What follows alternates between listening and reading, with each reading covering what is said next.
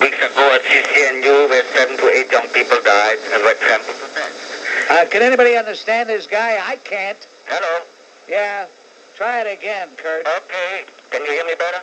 I hear you. I can't understand you. All right. I'm sorry. I'll try again. I mean, these guys, they just get off the boat. The first thing they do is call the Bob Grant show. I'm here not off the boat. I'm here 40 years. 40 years? My heavens. Okay. Fine. Now, will you let me talk? Yeah, I wish you could. Fine. If you let me, I will. Oh, John, you're on WABC with Bob Grant. Bob, tell me, why is it whenever you make reference to the Afro-American community, you have to make them out to be barbaric and savages and things of that nature? Well, that's an absurd. That's not absurd. That's an absolutely absurd. That's an absurd Robert, question. that's factual. That's factual, No, Robert. that's not factual at all. Another thing, I heard you make a comment about Martin Luther King, the Reverend Dr. Martin Luther King. You said he doesn't deserve a holiday. You make the sign of the cross when you say that bum's name. I'm talking. You genuflect, Robert. You're being rude. Oh, you don't talk to me that way, bum. I would have kept you on, but you don't address me that way. You don't talk to me like you're the schoolmaster and I'm some schoolboy, you jerk. Oh, I shouldn't have hung up on him when I did. I happened to look at the windows in the that lead to the room to the left, and they do need cleaning. Went that way. No, it's not true, but go ahead. Yeah. Okay. I'm going to call up about these Japanese cars. I wouldn't buy one of these underpowered cars for nothing. They get this great gas mileage, but they're underpowered. Really? So you put your life in danger. Really? Okay. Yeah. What are you, a race driver somewhere? What are you riding in Indianapolis every May? No, but they're underpowered to get on the highway. Yeah, really? I work in Mount Vernon. I'm tired of all you gavones that don't know anything, for crying out loud. What a bunch of gavones. Okay. What am I doing here, for heaven's sake? Well, I'm not finished. No, you're not finished, but you're through, but go ahead. All right. These kids now, they want the pigs to watch them while they stand in line for a basketball game, right? The pigs is in quotes. That's what they call them. Now they want the pigs. Thank you very much. I'm not finished. Oh? The guy's never finished. No, I'm not finished. Okay. Okay, you know money drives politics in this country. By the way, where are you from? Where am I from? I'm from New York. Prior to your arrival in the Empire State. Bronx, New York. No, prior to that, come on. Prior to that, what? What? Prior to that, what other language besides English do you speak? Well, maybe you don't understand. I spent 4 years in Buffalo. Now, what other language besides English do you speak, Ruben? I speak New Yorkese. Why are you ashamed? You know Spanglish? Why are you ashamed of your background? Oh, you mean Spanish? I am ashamed. I am actually ashamed to be Spanish. You're not Spanish. Most of these No, you're not Spanish. A Spanish person is from Spain. You're not. Oh, from yeah, Spain. you're right. Okay, Latin. Latin. But Latin. Romanian. You know what? You're not even Latin. Latin is the language that they spoke in Italy. Come on. You're ashamed of what you are. No, I am. I agree with you. All right, tell me what you are. Come out of the closet. I was born in the Bronx. Yeah, but come on. Where'd you start? Do you expect me to learn a decent idiom in New York? Talking, if I talk like a New York... Usted es un cabezudo. No, I'm not a big head. But look, what I want to talk about is this. Look. Yeah, go ahead, Ruben. Go ahead. 95% of these people on welfare are going to vote Democratic because the money, that's where the money is. Yeah, but you know something? A lot of these welfare people are so lazy, they don't even bother registering to vote. You know that? Okay, but they still vote 95% of them. Because, How about 100%? No, 95, there's a few mistakes, Oh, okay. All right, Ruben. Mistake. Okay, all right. It can't be 95. No matter, in every election, there's 6% of confused people, either way. You know what, Ruben? You're not so dumb. You're a pretty smart guy. I know, I believe it. I got so many things to talk about here. I'll tell you what, I'll just lean back and you take over. Isn't that a form of buying votes? Of course it is. In the old days, the Irish used to go to the bar and buy everybody a nickel mug of beer. Well, it was only a nickel a mug then, Yeah, and peanuts and sandwiches and everything. Anyway, forget about that. Okay, we'll forget about that. Now that we got the two Irish people who listen to the program, this is all upset, we'll forget about it. Isn't buying votes illegal? Well, They don't follow through. If they're cheaters on the welfare, they don't follow it up. Well, it all depends what you call buying votes. You see, there's different ways of buying votes. Yeah, welfare. They don't check. You can get welfare just on your word. Thank you, Ruben. It's Don checking in right now. Hello, Don. Bob Grant, Yes. my most valued friend. It's the Don. You know, did you read that? Did you hear me read that letter from those phonies? You obviously didn't.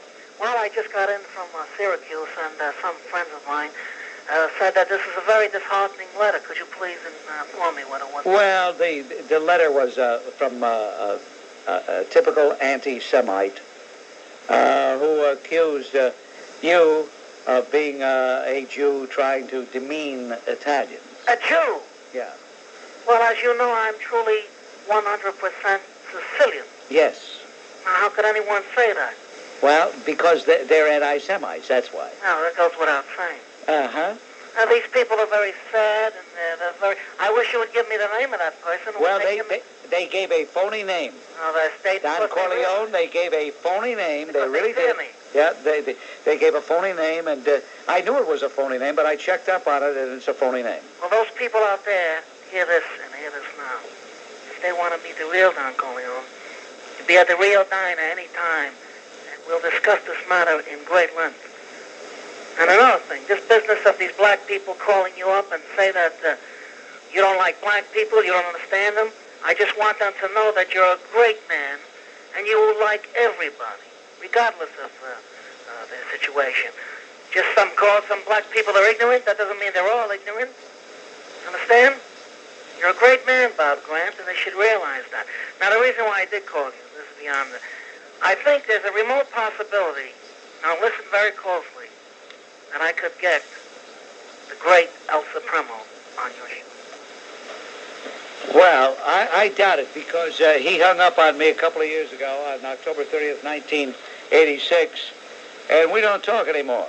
Well, I'm going to make him an offer he can't refuse. Oh? And I'm sure that after we discuss the matter with him, he'll be more than happy to talk to you. Hey, listen, you know what? When once again he said he wasn't going to run, I got calls from friends of mine out on the West Coast, and they said, what skeletons does he have in his closet? I said, I don't think he has any skeletons in his closet. And they said, well, why won't he run? And then when this came on Bill Clinton, somebody called me today and said, you see, that's what we mean about El Supremo and the skeletons. Because if you have skeletons in your closet and you run for president or vice president, those skeletons come out and dance. Oh, that's true. No question about it. Well, that goes without saying. Well, anyway, I know you're a very busy man, and I don't want to take up much of your time, but we're going to contact Mr. Supremo, as you call him, and we're going to get him to give you an interview. Also, there's a remote possibility that we can contact the men's room attendant. Yeah, you know, the studio does need a little straightening up, come to think about it, so you can contact the attendant. And he's very good at that. Thank you very much. Shotable. There he goes. It goes without saying, the Don. Here's 321. Kevin's checking in from Queens. Hello, Kevin. As insightful and visionary as Martin Luther King was, I think his greatest flaw was that he tried to use a humane method of pacifism against a group or a race of people that were inhumane.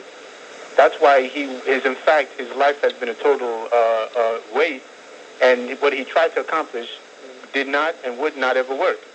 I'd like to get your comment on this. I think he's so insignificant, he's not even worthy of discussion. You don't even know what you're talking about. You can't even talk straight. Get off my phone. Yeah, hi, Bob. About 2 weeks ago, we had the Edmund Perry story on TV, which was a predictable story of a noble young black killed by a white cop. Then last week, there was an article in TV Guide about a soap opera called All My Children, which had a storyline about a black youth beaten into a coma by a group of white youth, and the producer was saying what an important subject this is because there's so much of this going on. And also last week there was a black-oriented sitcom called A Different World, produced by the racist Bill Cosby, which had a storyline of also a black and white confrontation of which the whites were the aggressors. I think that 25 to 30 years of this type of nonstop propaganda to the news media and the entertainment medium has resulted in the average white not only being brainwashed but brain dead. I wonder when we're going to see the Yankel Rosenbaum story on TV. I wonder whether we will ever see any miniseries about the Crown Heights riots of last summer, where gangs of blacks screaming death to the Jews and Hitler was right, and the mayor of the city of New York ordering the cops to do nothing. And I wonder whether we will ever see a miniseries on the Central Park jogger, and if so, whether the rapist will mysteriously become white the way Alton Maddox did in the Marla Hanson story. We've been told over and over that the main problem confronting this country is white supremacists.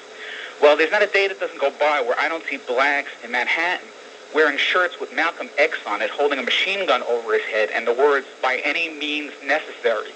We're also told that the majority of crime in the major cities of America is committed by whites, and that 90% of the cops, the judges, the doctors, and lawyers are black. And I think as a result of this, the average white person basically doesn't know which way is up anymore. And the fact that not only have they gotten to adults, but now they're also getting to the children.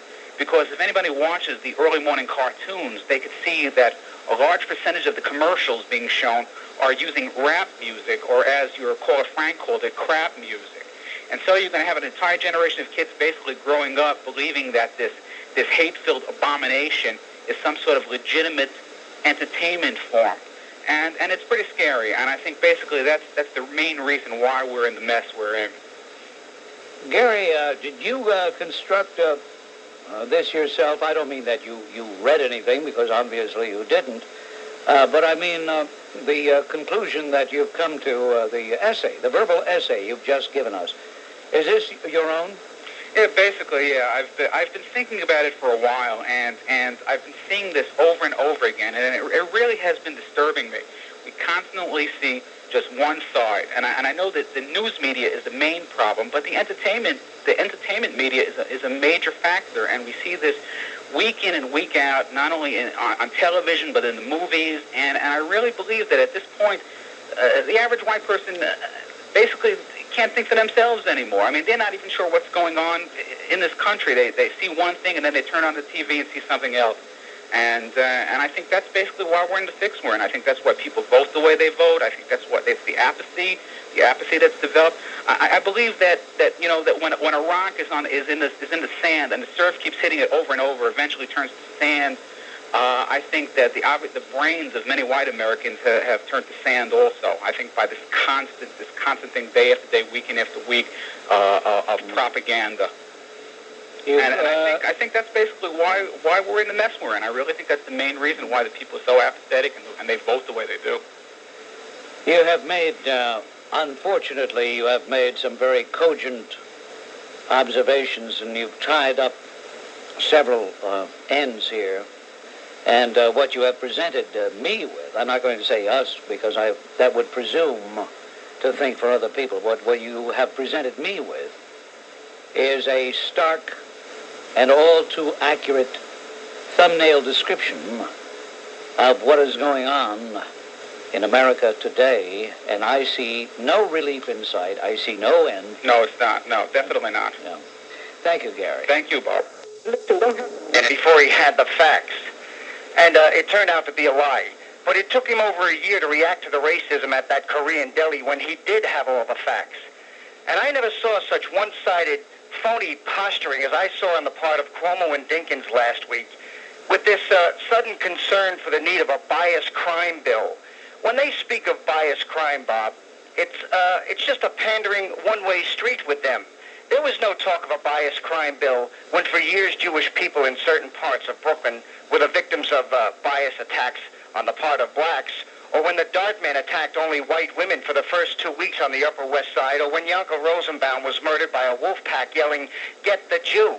1 out of 20 has been arrested in this case, yet the only question being asked around town is, why is it taking so long to find or arrest someone in the initial shoe polish attack? And David Dinkins, who said last week that he will never forget or abandon the poor as he starts to manipulate his salary to inflate his pension when he leaves office, using the same trickery that you alerted us to years ago when Abraham Bean pulled the same thing. He has long-winded news conferences, $10,000 rewards, And he sent 100 cops to investigate when blacks or Hispanics were the victims. But when whites were the victim, it took demonstrations at City Hall, a call from the father of this 15-year-old girl that was raped before he had anything to say. And when he's questioned about his lack of response until he's criticized, when blacks are the attackers, his cop-out is, well, I don't have to respond to every single incident.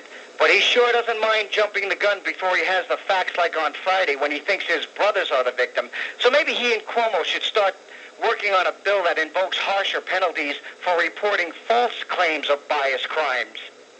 All right, very good, John. Thank you. Thanks, Bob.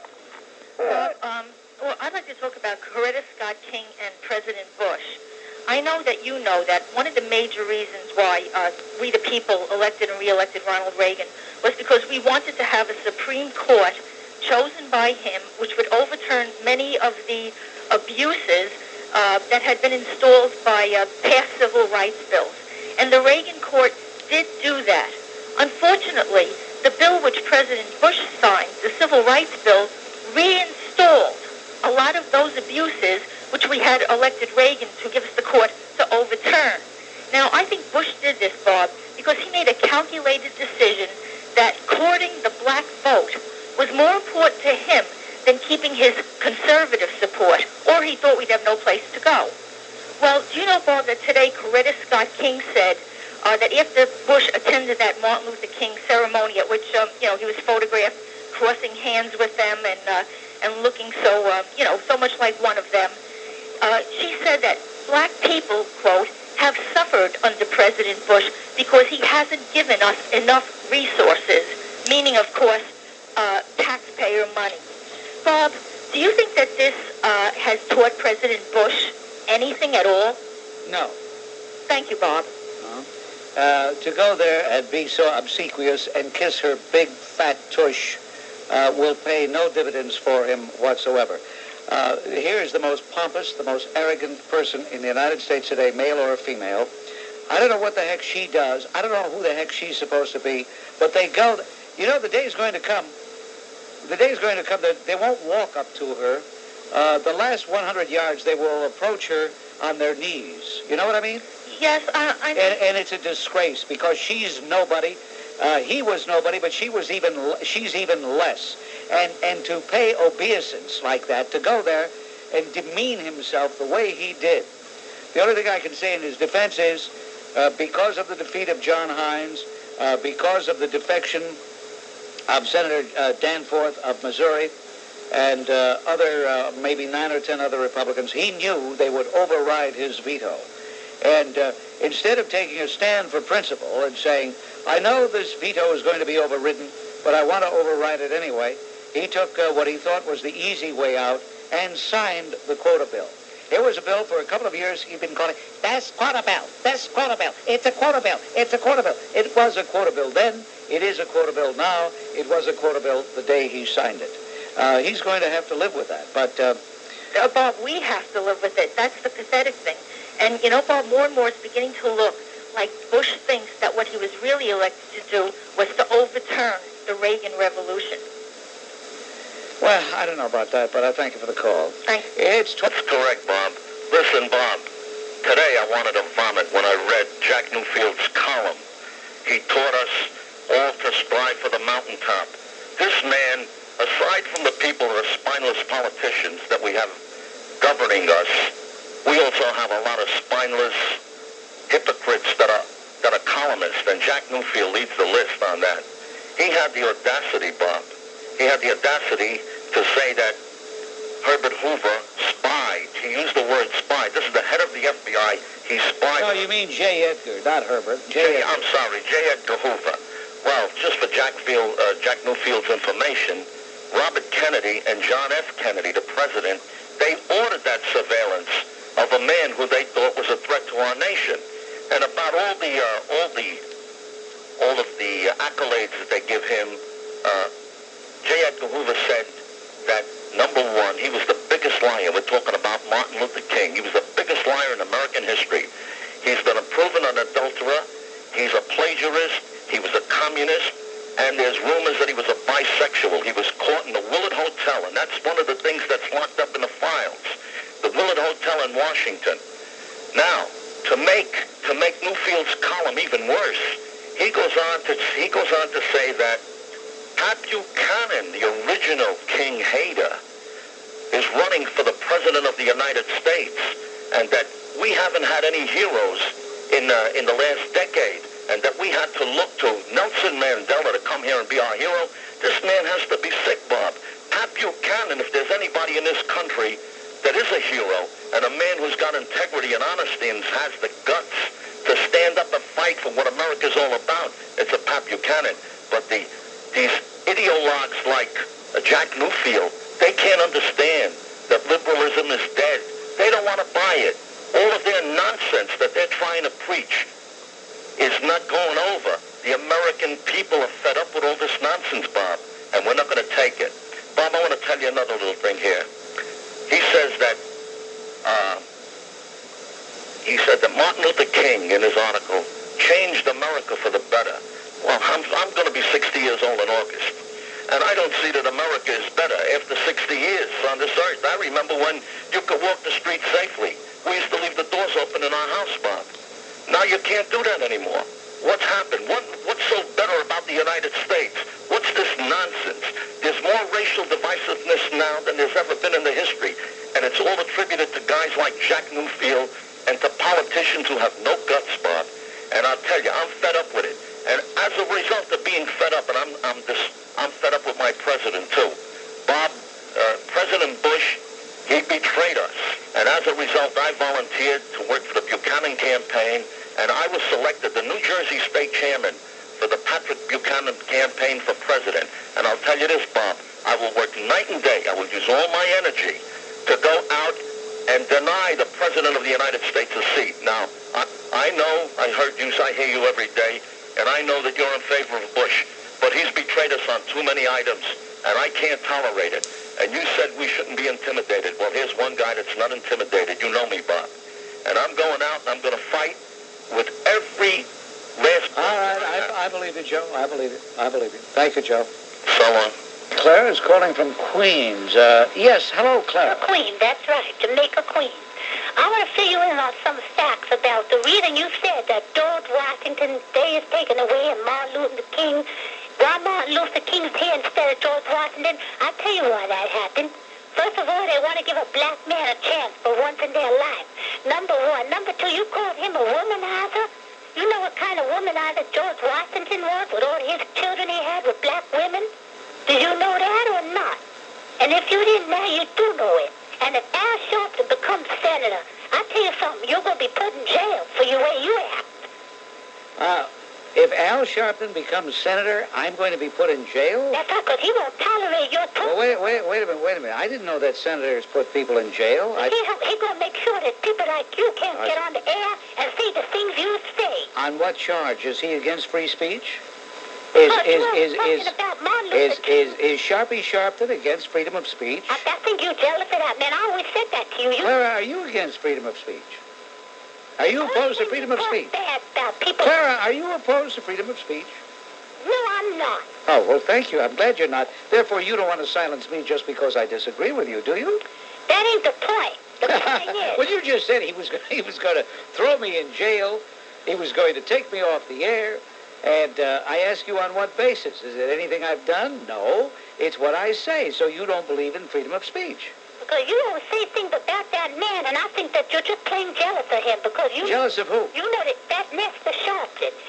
Well, I wasn't even talking about Sharpton.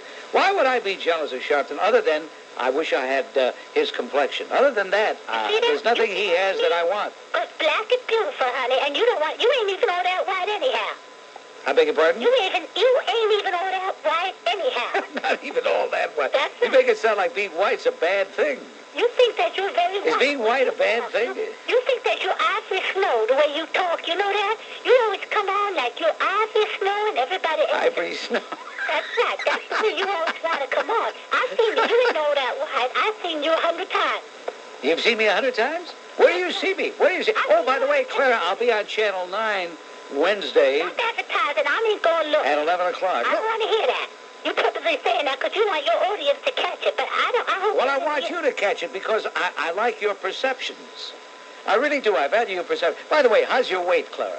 I'll tell you something. How's your height, mister? No, you told me the one time that you weighed over 300 pounds. I can put you in my pocket. How's that? If I'm a big, wonderful, beautiful woman, I can put you in my pocket. Can you cook? Can you make good money for me? No, I just wanted maybe you could make something nice and bring it down here to the studio. You ain't my complexion. I'm not interested in a little person like you. If you're not interested, why do you call me? Oh, come on, because you... No, come on, Clara. My opinion. Clara, if... You think you're a politician, but you know what? You ain't no politician.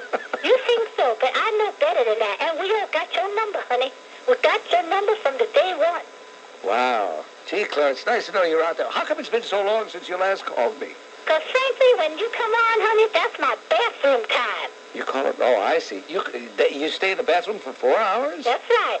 I shower, I make myself pretty because I have a very important job, and I got to get myself ready every day for that. What's your job? I don't think that's your business. I'm a proprietor. A proprietor? That's right. All right, Clara. There she goes. Clara, people have asked me, is Clara for real? I have no way of knowing. She sounds like she's for real, and yet there's a little shtick there, isn't there? Anyway, that was Clara making her call. We haven't heard from her since last year. I just wanted to say what you think, that Irish spick Doherty, that he should have been deported a long time ago. You know why? Because in 1944, when we went overseas on the Queen Elizabeth, 500 whacks, 200 nurses, and 20,000 GIs, they wouldn't let us dock in Ireland. I'm Irish, Italian, American myself, and they wouldn't let us dock in Ireland because for some reason, I don't know why, so we had to dock in Glasgow, Scotland, and we could have been hit by... I'll tell you why they wouldn't let you stop in Ireland. I'll tell you why they wouldn't let you stop in Ireland. Why? Because Ireland was neutral. Oh, I thought that... No, Ireland was neutral. They were not involved in the war. Oh. And it would have been totally inappropriate to have an American expeditionary force en route for D-Day to stop there. So that's why. Excuse me. What's it got to do with Doherty anyway? Well, he's the Irish terrorist, and they wanted to keep him here. Why? I got to get out of here. There's so many gavones around. I can't take it. This is so stupid.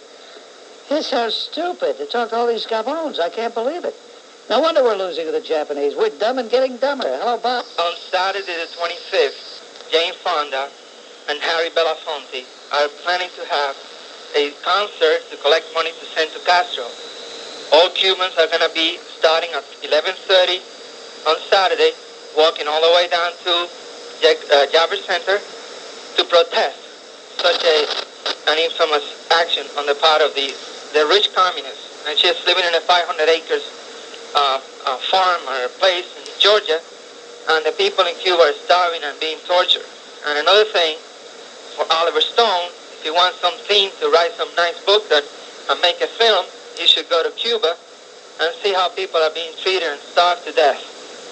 And that's all I have to say, Bob. Thank you for your ears. Alpidio, you're a great guy, and of course we talked to some people on the air about what's going to happen on the 25th of January. And, it's so sickening. You have anti-Americans like Belafonte and Jane Fonda, people like that, who have run out of heroes because of the collapse of communism all around the world. And they're hard up for heroes, and they say, wait a minute, we still have Fidel.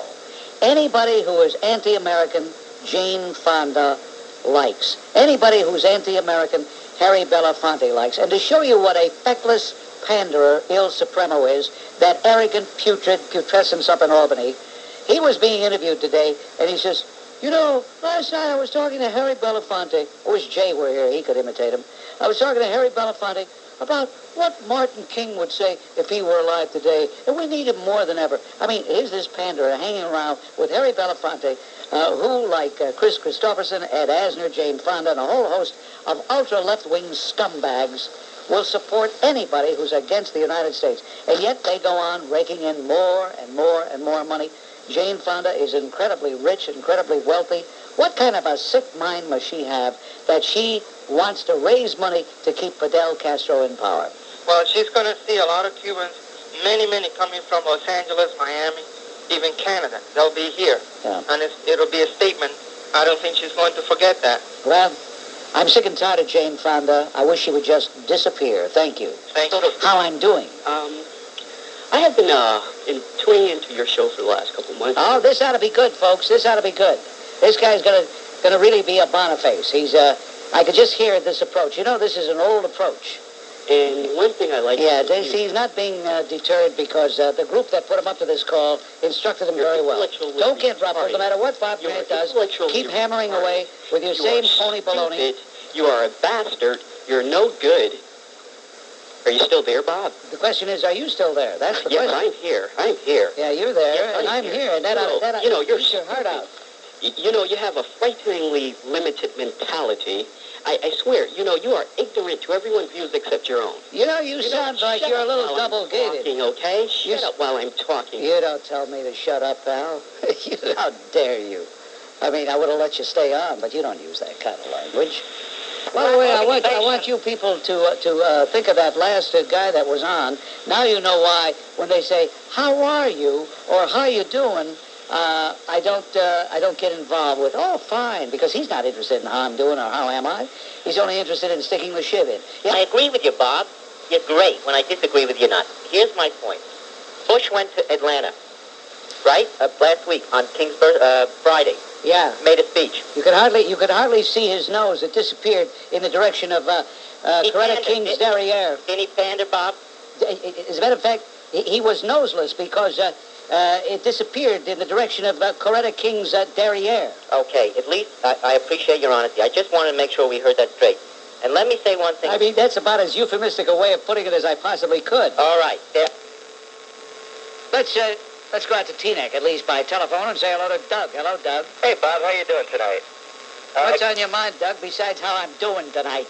To the right? To the right. To the right? Well, the vocal people in the Republican Party, with the exclusion of George Bush, and I think the jury is yet out on Bob Grant himself. I have my questions about your philosophy as well. Well, so what? I mean, well, what do you mean you have questions about my philosophy?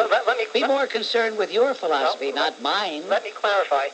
It seems to me that the Conservative Party and the Republicans have shifted to, if not being racist, to at least being a venue for every racist to jump out of the closet. That's idiotic. Well, take a look. You have Pat Buchanan.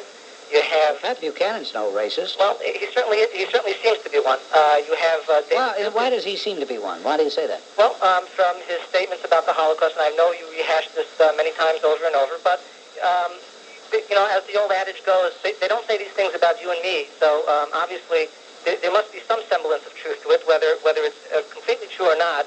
All right, look, so Pat Buchanan had some misgivings about the Holocaust, so therefore a political philosophy is in doubt. You don't even know what you're talking about. First of all, you say staunch. What does staunch mean? I'm not staunch. I don't know what staunch means. I never said... You use the word staunch. I am... You said I've always been a staunch Republican and a staunch conservative. I have always been a staunch... Those are your words. Now, all of a sudden, this great staunch guy doesn't like something Pat Buchanan said. Forget about David Duke. He doesn't count. When he was a Democrat, did you say the Democrats are no good because David Duke is a Democrat? Come on, don't be ridiculous. But the point... A guy can join any party he wants. He can run under any party label he wants. It's got nothing to do with a party. Okay. As a matter of fact, the Republicans, I thought, made themselves look a little foolish by disavowing him so completely. They should have just ignored him instead of that constant disavowal. Okay, well, my point... So, Alan, look, vote for whomever you wish. If I could... Take issue by issue. Who cares? So I don't care. Well, my point is, if I can get it out, is that whether the Republican Party has turned racist or not, it has certainly lent itself... Yeah, venue, as you said, venue. That's correct. Now, I would like you to address that point, because it seems to me that... you don't know what you're talking about. You're such a little pile of hot air, it's pathetic. Well, I don't think getting nasty... approach to Well, I'm not nasty. I'm just describing you. Does describing you make me nasty? No, but it makes you childish. Whether it makes you nasty or not. Oh, I don't know about being childish. All I know is it makes me feel better. Well, I'm glad. And let me tell you this. Yes. How I feel is important to me, just as how you feel is important to you. Absolutely.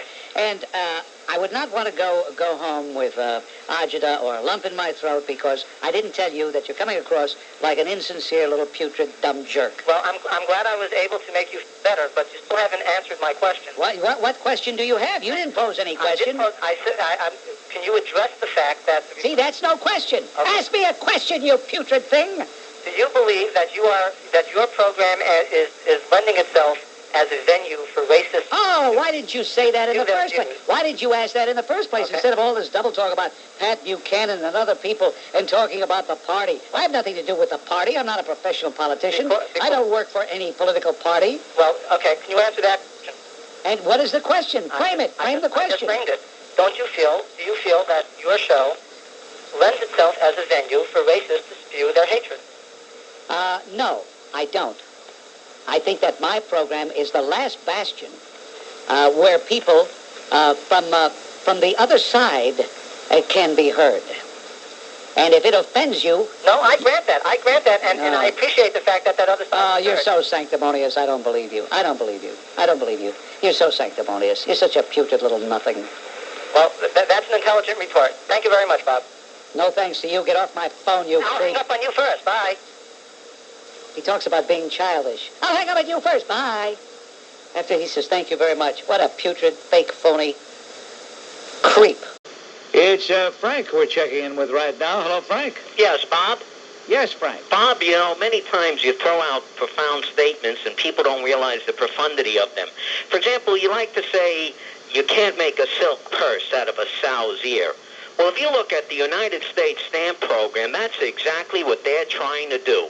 Bob, we are outraged at the fact that W.E.B. Du Bois, an avowed communist, a man who hated this nation so much that he renounced his United States citizenship to spend the last years of his miserable existence in Africa living under the communist dictator in Ghana, Nkrumah. And the government has the nerve to put out a stamp honoring him. We've had a stamp, Bob Grant, honoring that Stalinist scum, Paul Robeson, a man who praised Joseph Stalin, lived in Stalinist Russia, and never denounced the Stalinist purges. We're trying to make a silk purse out of a sow's ear. We have this holiday for Martin King. And if ever anyone dares break the 11th commandment, thou shalt not criticize Martin King, they are immediately excoriated by the Fort Police. But heaven forbid it's all right, and it's called historical scrutiny to attack George Washington, Abe Lincoln, Christopher Columbus, to attack the blessed founding fathers, those pilgrim fathers on Thanksgiving. And those who do the attacking, Bob, say, well, they were not part of that historical process, so they can't relate to it. That's the words of our mayor, the Mosaic Man, Dave Dinkins. Bob, I have a dream that one day the 35 police tapes to 911 that were erased, tapes by the residents of Crown Heights, will be found. Thank you.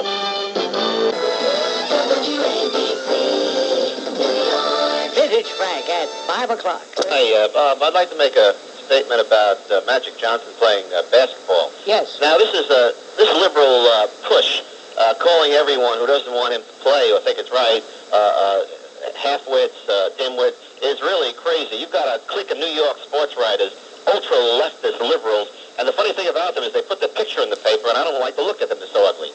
But the thing is, Magic Johnson, I saw an interview with Kevin McHale of the Boston Celtics, and he said, during the course of a basketball game, there's all kinds of bleeding going on all the time. Now, not only that, Magic Johnson and anyone else is going to sweat a lot. Now, if somebody is sweating on you who's got AIDS, it's a bodily fluid. If you have a cut or a scrape or he's bleeding, it's ridiculous. Why are they trying to put this thing over on us like anyone who doesn't want to play basketball against him is a bad guy? That is very, very crazy. And another thing I'd like to make a statement, he should not be allowed to play basketball. It is an endangerment to other people. One more statement I'd like to make. I read a column in the Post today from this Harvey Krieger, the sports guy here, talking about the people in Indiana. He was comparing them to cretins, fascists, Nazis, because they live a decent, clean life and clean air, and they have grass and lawns, and these are decent people. He made them, because they believe the death penalty in Dan Quayle, he made them into fascists. Dan Quayle is a good senator from Indiana, and the death penalty is warranted for sure. What is this pompous little guy crawling out of some sewer in New York or Brooklyn talking about these decent people here and putting them down? It gives all people in this general area a really bad reputation because his values are all distorted. And the man should not even put his picture in the paper because he is so bad to look at. And that's all I have to say. We talk about Fred Kerber? Yeah, he's another one, yes. Harvey Krieger wrote an article about Tyson in Indiana, and Kerber wrote one about Magic Johnson where he... From the gist of his article, Magic Johnson was a god. We'll have him in the Olympics. We'll have him here. We'll have him. Meanwhile, the guys are playing against him. They bleed. They sweat. They might come down with something. There's no question it's dangerous. But they're a lot of baloney.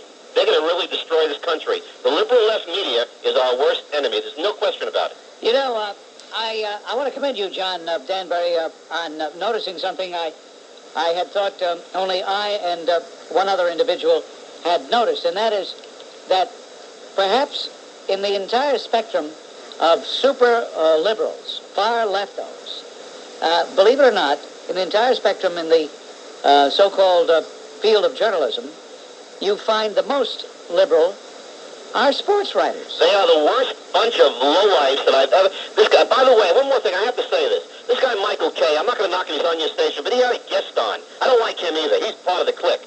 He had a guest on last week, this guy, Harvey Araton from the New York Times. He was yelling out, this worm was yelling out, everyone's a racist in the Boston Celtic organization.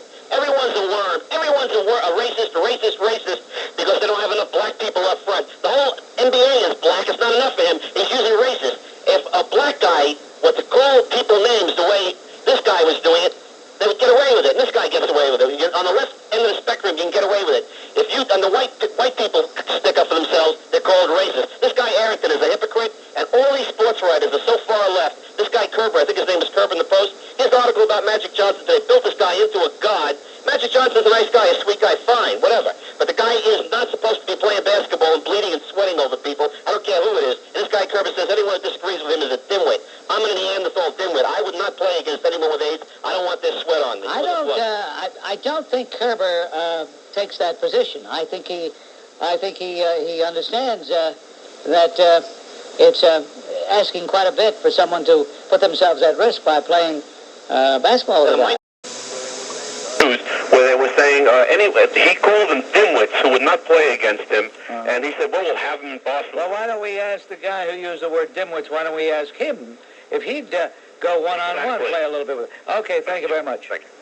That's a good point, but there is a public trial going on, and she didn't have to be paid. She could have made the story public without being paid. Well, look, whether she's paid or not does not change the fact that I heard the tapes, I heard Bill Clinton, what he said, and the woman's telling the truth. What amazes me is that even after hearing the tapes, people are calling it rumors. The tapes speak for themselves, loud and clear. And Tom, you're no conservative Republican. You're a fake and a phony and a... Jerry, you're on WABC. Hello. Yeah, even though I'm probably one of the most ultra-conservatives in the city. The last guy claimed he was a conservative. This guy's going to do him one better. He's going to be an ultra-conservative. Okay. But I agree with Al Goldstein when what he's saying. We should all be free to access these sex phone lines. But I do think that it is... Well, wait a minute. How old are you? I am 20, in my 20s. What do you mean in your... Why did you go... I am 20, in my 20s. Well, is that so important? You know, Mel Blanc died. What are you trying to do, bring him back? Is that so important to reveal my age? You know what? You're a fake. You're a phony. You're a fraud. If you weren't, you would have just been able to tell me your age. Just come right out and say it. You don't have to get off my phone. I don't want to have you on the airwaves. The airwaves are polluted enough. Well, Magic Johnson, even according to those people... You want to talk about Magic Johnson, you say? Yes. All right. According to those left-wing liberals who say that chances are, let's say, 1 in a million for people to catch AIDS off magic, suppose the Coca-Cola company would get 1 out of a million cans would get poisoned. Do you think they would remove all those cans off the shelf? You bet they would. So why don't they do this by magic? If there's even 1 in a million chance, and we know there's more than 1 in a million chance, you definitely shouldn't play and someone should catch it off of him. Because sports writers, for the most part, are a bunch of real jerks. Believe me, they are. Yeah, Bob, they're a bigger bunch of flea-brained fools and hypocrites than the editors of New York Newsday. I mean, today they just have two really hysterical things in that paper. One is an editorial that apparently somebody came up with the idea of fingerprinting welfare recipients and say they cut some of the fraud, and the system might cost $9.6 million to implement, and they say they hope it could save up to $144 million, and even Mario Cuomo is interested in possibly implementing it. But Newsday's verdict is don't we have better uses for our money than humiliating of course, I told you. recipients like this. I told you Newsday was even to the left of the New York Times, if that's possible. I told you that. Yeah, but the funniest thing on this New York Newsday today is their cover story. They put a picture of some hapless sap, some TA senior vice president who apparently told some moderately off-color joke, and that was somewhat dirty, and they're trying to turn it into as if it's a sexual harassment case. And they tell they tell the joke here, and they describe the shocked reactions of these two women who heard it. The only thing they were missing, I was expecting them to say that next, I mean, with their usual story, is maybe that the psychologists are being brought in to see that these women that's next. Probably have suffered lifetime traumas from having heard the joke, and I'm sure that maybe this guy should possibly be sent to some kind of sensitivity re-education camp to... You've got the right idea. Thank you very much, Ben. The rally at the Javits Center and our rally outside for democracy, because if people who weren't there would not have an idea what happened if they just relied on the American media. That's right. We had 1010 wins reported. We had over 20,000. I think we had more than that because after a certain hour, the police denied other people a chance to enter our rally. And we were accused of planning violence, but what happened, there was violence inside the Javits Center. The communists, the group called the Hospitality Volunteers, who a New York State judge allowed the communists to have 200 of their own security people inside, beat up, very painful beatings were inflicted upon 3 human rights workers, and this was all captured on film. And even though it was captured on film and we saw it outside on the news trucks, the people that filmed it, on the news that night, they censored it. They did not show it. So the Cuban Americans who were beaten up, and various Cuban groups are organized together, and they have a lawsuit now going against the Javits Center. So we have a chance now to educate the public to the brutality that these communists live by. And meanwhile, it was billed as a peace rally. And all in all, if you saw the Cuban group here, we had young, old, white, black, very good mixed crowd, very law-abiding, extremely patriotic. It was such a beautiful crowd. I think the ordinary American could learn a lot from these people. Well, Jimmy, I think one of the most important facts to come out of that episode on Saturday is that this group, which was supported by Ed Asner, Jane Fonda, Harry Belafonte, a whole bunch of American-hating scum, this group did not have in it one Cuban. That's right. Not one Cuban. Instead, you saw bearded, filthy, rich white, absolutely repulsive creeps, all saying, we want to keep Castro in. And you know what else? None of those stars or politicians showed up. No. Another thing, there was a baseball scout for the Atlanta Braves working, naturally for Ted Turner. He was stationed in Puerto Rico. His name is Jorge Luis D. Posada. He wrote a letter to Ted Turner disagreeing with Ted Turner's strong support for Fidel Castro.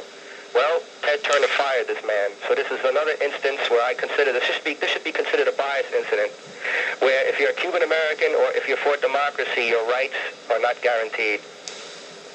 Thank you for the call, Jimmy. Did you hear about what Koch said, that where Dinkins has in his office, who's hanging up in his room, in the office? Well, I know he took LaGuardia out and he put Paul Robeson up. How about Mandela? And he put Mandela up. And threw LaGuardia's desk out. Yeah. That's nice, eh? What's the matter with Martin Luther King up there? Well, he'll probably fight a space for it. Malcolm X, a whole army of anti-American skunks.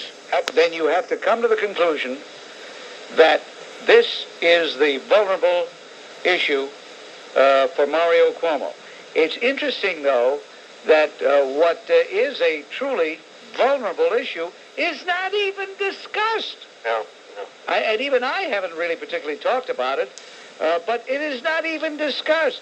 Do you think Larry King who kisses his tush every time he sees him. I mean, it was so embarrassing to see King interview Il Supremo last night. I mean, I had to watch it because he might have said something that would have been important for me to know so that I could deal with it on the Bob Grant Show. Let me tell you, sir, that I called in and asked this very question, and they kept me on hold for the better part They of wouldn't put John. You got it. No, they wouldn't put John. That's right. Jump out of here. I don't think you can blame the Japanese for what's going on. Who's blaming the Japanese? They make a good car. Not you. I didn't mean you. Anybody who's blaming it. Nobody puts a gun to anybody's head and says you must buy this Toyota, do they? Right. Well, that's correct. So I think if the American public would make up their mind what they want, Well, they have made up their mind, and a big portion of them prefer the Japanese cars. Thank you, Martin. Okay, Sam, we're back with you. Hello. Okay, Bob Grant. The United States should go back to the old system, trade agreements. We spend $1 million in their country, and they spend $1 million in our country. It was called the Reciprocal Trade Act of 1935. No more freebies. Let them put their money where their mouth is. I don't know what you mean by freebies. We've been spending billions of dollars there, and they spend $100 here. Well, why are we spending $1 billion, as you put it there? A lot of favorite sons in the Congress. Now, why? No, I'll tell you why. Because people like the product. So let's build a better product. By the way, when's the last time you had those teeth realigned? Oh, about a week and a half ago. They sound good, Sam. Thank you very much. Okay, Bob. BC. Mr. Graham, if I may have 1 second of your time, sir. I submit to you, I do not understand how a country founded by immigrants could be sending these people back home to a government like that. And if they were of a lighter skin shade, Italians or Jewish, whatever you have, they would be living right now in the lap of luxury in this country. And as far as the gentleman who said to you before about you going national, well, sir, you are national. And it's called the Ku Klux Klan. That's about my firm belief. Where are you from, pal? Queens. No, I mean prior to your arrival in Queens. Where am I from? Yeah. Harlem. Prior to your arrival in Harlem. Where's I from? My mother's father. Okay. Hey, you sound as though you have a cold. Do you have a cold, Roger? Yes, I do. Well, I hope you take care of it. I hope you get better. Mentally as well as physically. You jerk. Get off my phone. On WABC, let's say hello to Joe. Hello, Joe. Oofa. Oofa. You know, it's funny. Guys of Roger's persuasion can't say Ku Klux Klan. You notice? Ku Klux Klan. Ku Klux Klan. Can't even say it, for heaven's sake. What's on your mind, Joe? One other observation. Would you like to know about ba-ba-booey? What is the ba-ba-booey? Yeah, because, I have to laugh at these punks, these real shorted out AAA Sicolas who call, and they think the world's going to come to an end because they go ba-ba-booey, ba-ba-booey. It doesn't bother us. You really want? No, I'll tell you about ba-ba-booey. Oh, ba-ba-booey's real name is Gary Delababy. Does that name sound familiar? Yeah, he's Howard Sperm's producer. Exactly. A guy that has no talent, no personality, but just knows the mechanics to that job. Well, one day he came in, he had bought a cartoon. Remember Baba-Louie? No, I don't know who Baba-Louie... Well, it's a cartoon. This kid collects cartoons. And so he was telling Howard Stern that he had bought this cartoon for a few $100, and the name of the cartoon was Baba-Booey. Stern said, no, it's Baba-Louie. So from that day on, they've been calling him Baba-Booey. And so he has some of his pencil-neck geek friends calling up different places. Yeah. Just saying Baba-Booey, just to get it out there. He wants to get famous. Oh, dear. That's the bottom line. That's it in a nutshell. Uh-huh. It's funny, isn't it? No, it's not funny. It's so unfunny that it's funny. You know what I mean? Ridiculous. I got to give Sperm credit. He has parlayed a total lack of talent into a big success. Only in America. Only in America. Because really, the guy has no talent for anything. He really doesn't. Here's a guy who spends, 4.5, 5 hours talking about himself from beginning to end. Talking about himself. His successes, his triumphs, his frustrations, his annoyances, all the people that he hates. And that's why the show has to take 5 hours, because he hates everybody. And he capitalizes on everyone else's misery. That's right. And he's got the media. He's got the media. He's got even that putrid George Maxian kissing his tush, which is amazing. I don't get it, but he's doing it. I don't get it either. But it's a phenomenon. You got to take your head, whatever it is, there's an old saying, can't argue with success. But here's a guy, really, ladies and gentlemen, maybe you don't know, but he just spends, correct me if you disagree, Joe, he spends most of the time, almost 100% of the time, talking about himself. What he did last night, what he's going to do the night before, what rock star annoys him, what celebrity stiffed him. Well, I agree with that to a certain degree, because about a year ago he made a statement. He said, from now on, I'm just going to discuss sex. Lesbians, I'm going to get into that. Yeah, what is the lesbian thing? What is he so fascinated with lesbians? He feels it's very marketable. He feels people want this, they like it. I guess they do. He's selling it. I guess the reason he's successful is he knows that everybody's as sleazy as he is, or most everybody. No, really. I mean, I saw the TV show. Why does he even bother with the little bikinis? Why doesn't he just have them nude while he's at it? He even admitted that his last show was so stupid that it was funny. And sending Melendez to the Jennifer yeah, let me ask you about Flowers thing.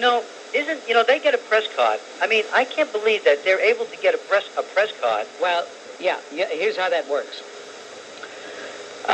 Press cards are issued in two ways. One, to actual persons. Like we have, for example, Bob Capers, press card. Naturally, he's going to have a press card because he's covering stories. But in addition to personnel who get press cards, the station gets a generic press card. So this guy walks in, it says WXRK. That's the station he works for? Yeah, I guess so. WXRK. So he's got the press card. No big deal. No big deal. I just can't understand that they're able to get out there and ask all these ridiculous questions. Well, she deserved it anyway. But I mean, yeah, that's... Yeah, this is one time, though, they were right on target with her. Yeah, well, that's right. She'll be on his show. He'll start using her like he did Jennifer Hahn, Jessica Hahn, just recycling her over and over again. Well, she's part of his crew. He does have a crew, Yeah, he's got a crew. He does. Ba-ba-booey. Ba-ba-booey. Okay, Joe. Yeah, I'm just wondering that... Menachem, by the way. Menachem? Yes. Well, he had the whole thing spelled wrong, the guy in there. Menachem, what's on your mind? Yeah, I'm just wondering that why are people making Magic Johnson into a hero? I mean, wasn't he promiscuous? I mean, I always thought that being promiscuous was wrong. Doesn't it show something about a society which has a hero who is promiscuous? Absolutely, absolutely. Well, you see, we have the cult of the basketball, of the athletic star. Michael Caine was telling me that out at the Jacob Javits Center, they had gavones waiting 3 hours in line to pay $30 to get a Don Mattingly autograph. How pathetic. These these scum deserve no mercy. They have no life. No, when a guy's an athlete, then suddenly he's larger than life. He's more important than a brain surgeon. He's more important than a scientist. He's more important than a public leader. He's everything. Yeah, and there's like Dexter Manley and the Washington Redskins. These guys a lot of these guys are on drugs. I mean, not a lot of them, but there's some of these guys are on drugs. No, Magic Johnson's no hero. He's no hero. And now he wants to go back. First, they had all this big moem over his retiring, and now he wants to play again. He doesn't care that maybe in going in for a layup, he might bump into Michael Jordan, say, and get a cut and bleed on Jordan and give Jordan AIDS. He wouldn't care. What does he care about Michael Jordan? What does he care about anybody? He's shown by the way he has lived, he is a very selfish, self-centered person. And he feels righteous in all of this because everybody from the president on down is kissing his AIDS-laden tush. Yeah. All right, Biff, you're on WABC. Hello. Thanks, Bob. I missed your introduction of your show with Milton Friedman, so if I repeat what you say, I apologize. I found Professor Friedman's praise of Reaganomics misleading and incomplete because he leaves out one important ingredient, and that is the balanced budget.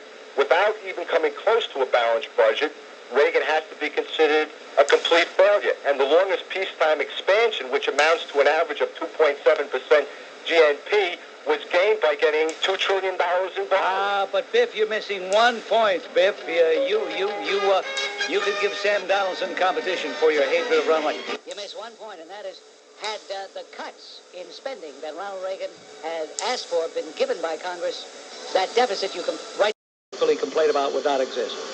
Okay. Bob, I just want to mention that when the Japanese said that Americans were lazy, dumb, and overpaid, they didn't exclude talk show hosts. So I think they might have been referring to people like yourself. What do you mean? Well, I don't understand how, when, just caller, let me clarify that I am an American car salesman for 20 years. And I don't understand when an American calls you and tells you that he had a great American car, you find difficulty in believing it. Yeah, you're right. I do find difficulty in believing it. And you're right, I am overpaid. To talk to a dummy like you, I shouldn't be getting paid this kind of money because it's fun. It's fun to hear an idiot like you. Get off my phone, you jerk. That's like the well-informed people out there too. The diagnosis from the great Dr. Williams: a premature ventricular contraction. Premature ventricular contraction. Sounds a little serious, but it isn't, because the level of these premature ventricular contractions is so low, I'm not even going to have to take any medication. I could take a beta blocker, but the few times that it happens, it doesn't bother me. I'd rather not take the beta blocker. It just doesn't sound like taking a beta blocker. You know, so everybody I bump into, taking a beta blocker, taking this, taking that. I don't believe in medication unless it's absolutely necessary. But the letters, the theories I got, the people who are very well informed about cardiovascular diseases is very impressive. Leftist rag we have here in Oceanomamas County, the Asbury Park Press, is running a daily feature called From Slavery to Freedom, Lives and Legacies, in honor of Black History Month. They ran this feature last February and had the nerve to spotlight the life and accomplishments of the great Black American, Joanne Chestnut. Oh, no. Yeah. No. They can't do that. Yep. Here's a fugitive from justice, a cop killer. No, they can't do that. Yeah, they did, and I was so outraged that a major newspaper would glorify the legacy of the convicted murderer. Oh, this is going too far. And self-proclaimed enemy of white America, all that great stuff. I mean, this is a criminal. This is a fugitive. A felon, sure. I think she's hiding out in Fidel Castro's Cuba. Yeah, cutting sugar cane or something. No, really, not her. I mean, you know, it could be debatable about some people, but this one, no. Well, the reason I'm calling you is to let your listeners know, keep an eye out, because I called the press yesterday and was told by an assistant editor that they didn't know if they were going to run another feature on Chesimard, but if they did, that was what the First Amendment was all about. Well, yeah, it's true. That's what the First Amendment is all about, but this shows us that one of two things is going on in the editorial room of the Asbury Park Press. Either A, they're addled brain and don't really understand what they're doing, or B, they are so intimidated, they are these cagazotes who are so intimidated by the militant scumbags that they will do whatever they say. In either case, nobody should buy the Asbury Park Press. Absolutely not. I only read it because my company gets it for free. Well, that's it. But, they've long been prepossessed towards the No, really, that's totally inexcusable. Yeah. Totally inexcusable. If it happens again, it's for white. I know there are some people that may be arguable. You know, you could talk about Malcolm X, but Malcolm X was not a fugitive from justice. He served his 10 years. He came out and he had some things to say. He wasn't a cop killer. And that's right, he wasn't. Well, listen, Scott, I tell you, I stopped reading the Asbury Park Press because it is a left-wing rag, but now it has disgraced itself. Yes, absolutely disgraced itself. Well, good evening, Bob. I want to tell you, you've been right all along. When you say it's all over, well, it's all over when we have a stand-up comic for a medical examiner. I mean, he's got to be kidding. His conclusion that it was homicide because police officers tried to apprehend a felon. Therefore, they murdered him. It's a joke. It can't be serious. Yeah, it can't be for real. I keep thinking that, wait a minute, maybe there's something that didn't come out in the report. Maybe it didn't come out in the report that he was ordered to make that finding in order to suit the political goals of the skunks that are running this town. Who knows? Running it right into the ground. The Dinkster and Company, definitely. And, we can say they won't be around forever, and they won't, but who's to say their replacements will be any better? Now, this is sheer madness, and when the depth of this depravity really sinks in, Mark, I wonder what the reaction is going to be in the public at large. I hope it's the same as yours. If it isn't, then truly, it's over even sooner than I thought it was. I'm calling about the Haitians. Yes. I've been hearing in the news that we were sending them back, and in yesterday's newspaper I read where 1,000 have been permitted to come to New York City. Well, yeah, you see, the president folded again like the cheap camera he is. He folded. Well, he folded again. He folded. I'm so disappointed in him. Is it true that if they don't have family to support them, we have to give them shelter, educate them, teach them how to wash? They get the whole ball of wax. Do they go on welfare too? Well, of course. Of course. What do you suppose? What do you suppose we're going to do? Well, I mean, you know, we're supposed to be in a recession. I mean, why are we taking these people in when we can't feed our own? Because we are cowards. That's why. Wow. The Coast Guard never should have picked them up. You know, I'll tell you something. If the Coast Guard would have stopped picking them up, word would have got out back in Port-au-Prince, hey, no point in going out there, that boat, you're just going to drown. Then they'd stop doing it, wouldn't they? Yes. If they want to get out so bad, just cross the border into the Dominican Republic. If you take a look at that island, the island of, Hispaniola, Santo Domingo, Hispaniola, you see that it's divided. Half is Haitian, and the other half is Santo Domingo. But then if they come here, they knew that Mayor Dinkins would give them freedom in here in the city. Of course. You're right. This is going to be a third world country. Oh, it's on its way. It's real. Michelle will be able to contact me in the not too distant future by writing to 1756 Campbell Road Lane, New South Wales, Australia. So we can't sell an American car anymore. And this is all with the leadership okay. Now, I don't understand. Maybe you can tell me, how do these CEOs get the salary that they get? I mean, these are supposed to be publicly held companies. Well, they are publicly held companies, and they are voted by the board of directors and but do they approved by the stockholders at stockholder meetings. Yeah, but do they control 51% of these things or what? Because they don't have to control 51%. All they have to do is have the approval of the board of directors. Geez, I don't understand how the hell it works because I just told you how it works. You got the board of directors and the guy. Yeah, but this board of directors, if they don't have, how do I get to vote for this board of directors? When I voted, well, first of all, you have to be a member of the board of directors. Are you a member of the board of directors of one of these companies? No, okay. No, that's what I say. Now, how do these guys get there? Because I think they must control more than 51%. Yeah, thank you, Bill. Thank you very much. On WABC, Bill's a nice guy, but Maron. Uptown is checking in right now. Yes, Uptown. Hey, listen up, my man. I got a right to hear. I got a right to be heard.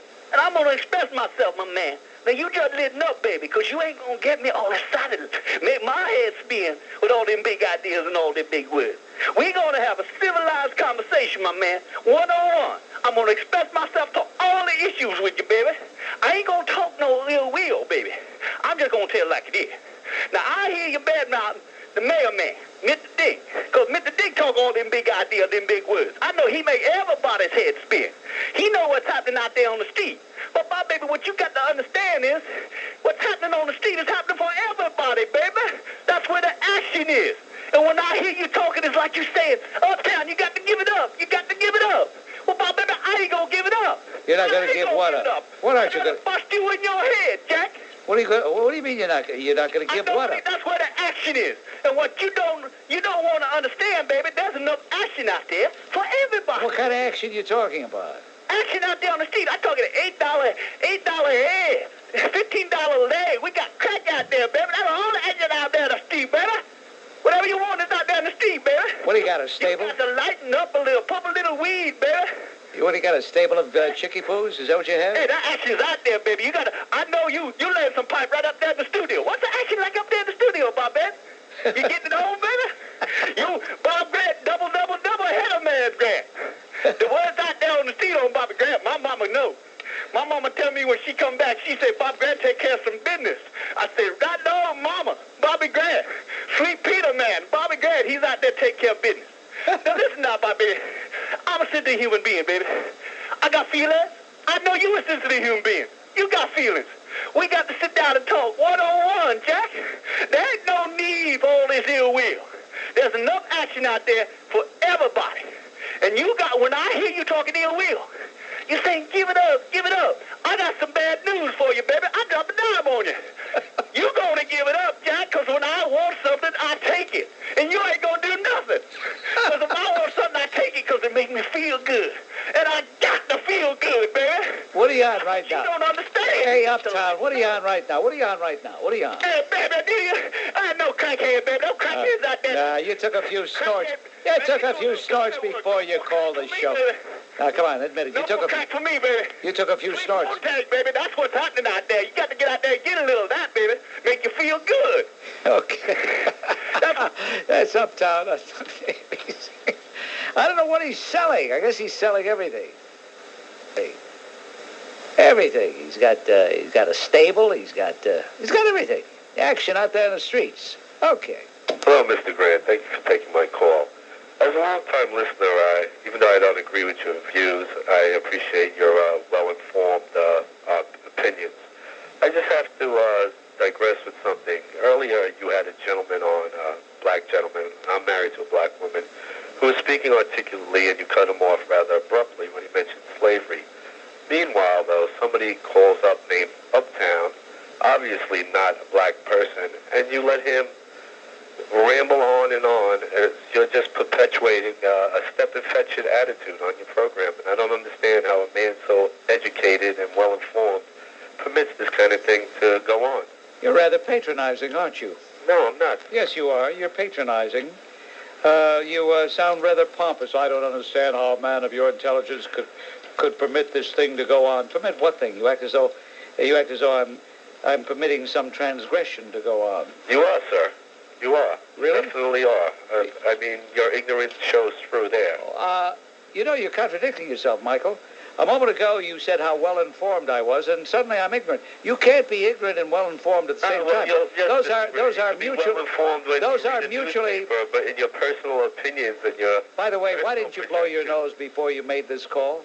Excuse me? You should have blown your nose before you made this call. Well, I figured your bald head is good for a handkerchief. See, here's the guy that tries to sound so rational, so reasonable. I knew you were a phony, pompous ass the minute you started talking, you jerk. Tony, you're on WABC. Hello. Hi, Bob. How you doing? I know I'm not supposed to say that, but well, it's a dumb question to say how you doing, right? Yeah, because if I were the average talk show schlub, I'd say, fine, how are you? And you'd say, fine. Then we'd get to what you called about, right? Well, what I call the real Anita Hill. I'll tell you who she is. David Brock knows who she is. He's a reporter for with the American Spectator magazine, and you have come out with quite a few very interesting revelations, David, about Anita Hill. What are some of those revelations that you think are most important for the American people to know?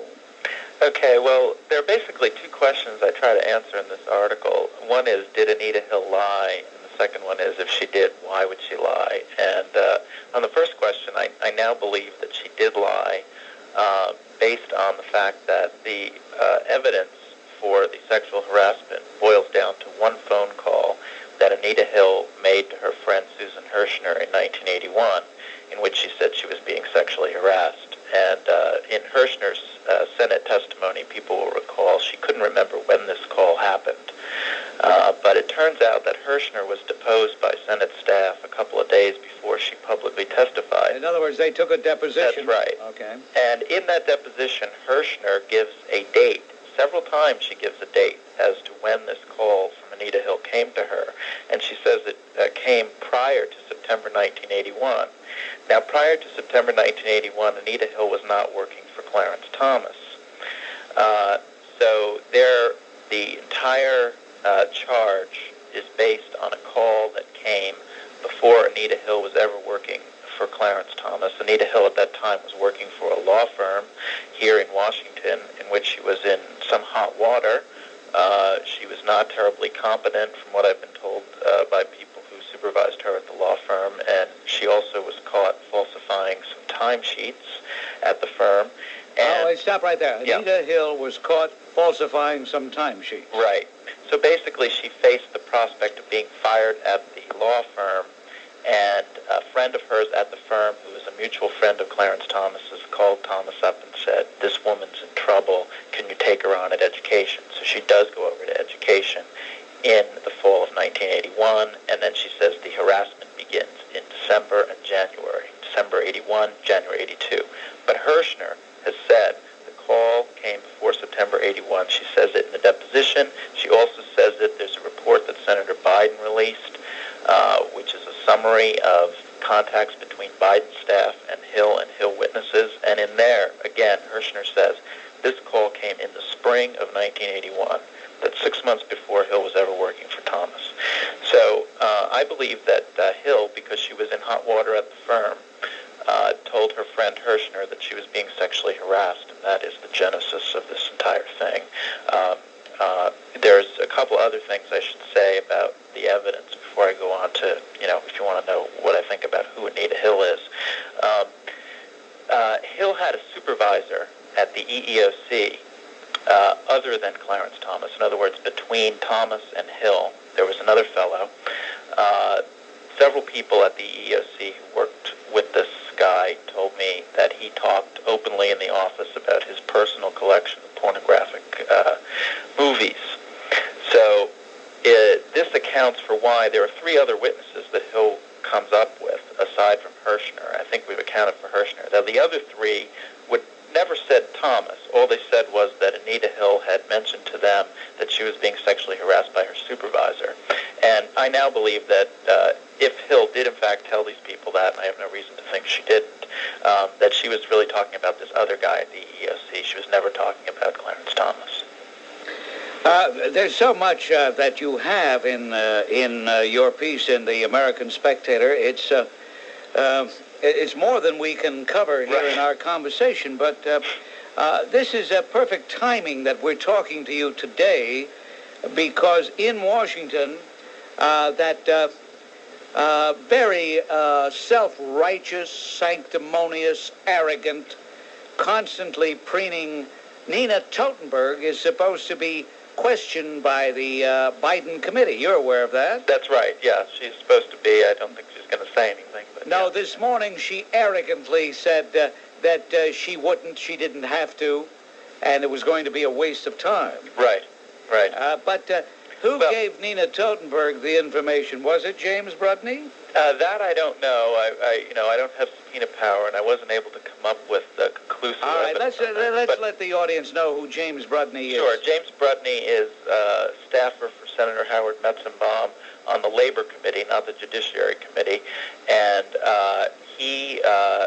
I have been told that he had a close relationship with Anita Hill in 1982 and 1983 when Anita Hill worked at the EEOC. And Brudney is also a classmate of Hill's and Hirschner's at Yale. And I was also told that in one of these phone calls in which I try to document how the liberal staffers bring Hill out and get her to make this charge, that Brudney's call was definitive because Brudney told her, I believe on September 13th, that everybody in Washington knows you've been sexually harassed and your credibility is on the line, so you better make this charge. And this is what Anita Hill told Senator Hank Brown, and then that came to me. So Brudney, in my opinion, is responsible for threatening Anita Hill and getting her to come forward. And once she came forward, made that statement, she was stuck with that statement. During the course of the hearings, we had to hear about something that was supposed to make the world stop in its axis orbiting the sun, and that was that Clarence Thomas is supposed to have commented that there was a pubic hair on the top of a unopened Coca-Cola can. Right. But according to your article, which you have documented very well, I might add, you say that it was Anita Hill herself who had something to do with a pubic hair. Would you tell us about that? Yeah, sure. There is an affidavit, a sworn affidavit on file with the Senate Judiciary Committee in which a former student of Anita Hill's named Larry Shiles says in the affidavit that Anita Hill put pubic hairs in the term papers of three of her students, three male students at Oral Roberts University in the fall of 1983, and they opened their papers 10 to 12 pubic hairs came out of each of them. It was an open joke in the classroom. I talked to other students who saw the pubic hairs and acknowledged that it was an open joke. And so this guy came forward and filed this affidavit because he thought it might be, go to some of the question of where she would have gotten some of these crazy stories. Why, does anybody have any idea why Anita Hill took her own pubic hairs? Presumably she had a pair of scissors and reached down and snipped off a dozen. I don't believe they just fell off by themselves. No. Why in the world she would do that? Did she get some kind of perverse kick out of it? It goes to the question of who Anita Hill is, and her relations with men are obviously somewhat weird.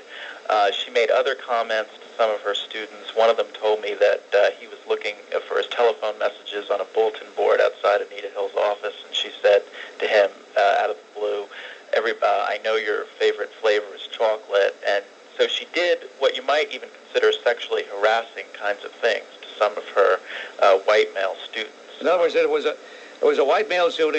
He was looking at the bulletin board. Right. And she came up behind him and said, "I know your favorite flavor is chocolate." Right, in a very tantalizing way, and walked away. There are a number of other incidents that all add up, in my opinion, to this strange kind of sexism. The male students in her class even started writing their term papers in elaborate kind of curly cursive so that she'd think they were women, so that they might get a decent grade. Because a lot of the men thought that she was very prejudiced and very favorable, only to women. So in other words, she had a real neurotic. She was at cross purposes when it came to men. She wanted to have a salacious rapport with them, and yet on the other hand, she had this, animosity or antipathy, right? Yeah, I try to stay away from pop psychology in my article. I know, but the facts speak for themselves. The closest I come to is to say there's something like a love-hate complex going on here, because she also made comments in the classroom like, there is nothing lower on the evolutionary scale than white males. Really? She said that in class? Yeah, according to two separate accounts, she said that. Well, why wasn't she called to task for this racist, sexist remark? Well, when she came up for tenure at Oklahoma University, there was a stink about some of this. Never, got off the campus. But, I mean, people on the campus know of her reputation. How about that Susan Hirschner, this friend of Anita Hill's, called Anita Hill on the day the Thomas nomination was made, and she said, "What are you going to do about this?" And Hill didn't say anything, and Hirschner then contacted a couple people in Washington. I believe James Brudney, although I can't be sure of that, but I do know that she was in touch with the Alliance for Justice, which is one of the liberal groups that exists solely to oppose conservative nominations here in Washington. And I believe that once Hirschner, now again, Hirschner was wrong, but when Hirschner said, I know that I have a friend who was harassed by Clarence Thomas in 1981, then it sort of snowballed after that, and Nina Totenberger then heard about it in July. Tim Phelps of Newsday heard about it in July, and Kate Michelman, the director of the National Abortion Rights Action League, heard about it in July. She said she made a fundraising telephone call before Anita Hill was ever known to anybody here, and she said to the woman she was trying to raise money from that NARAL had Anita Hill, and they were working on her since July. So this was a process of pushing and pressuring Hill to come forward to make this charge, and there was a combination of that with calls from Senate staffers that did it. It's surprising, in view of what you've just disclosed, that Anita Hill appeared so calm, cool, and collected on the stand. Was she sedated? Well, she was not sedated. She was heavily coached in the week before. There were meetings at a law firm here in town, several high-powered lawyers and a public relations firm. And at that point, this is the point where her story grew. It became much more salacious. It was embellished from the statement she originally made to the point where she's making her Senate testimony. She comes up with a number of things, and one of the interesting things in my article is that the FBI agents who interviewed Anita Hill were so upset with Anita Hill's testimony that they submitted affidavits following Anita Hill's testimony to point out the fact that they specifically specifically told her, make all your charges now, make them up front.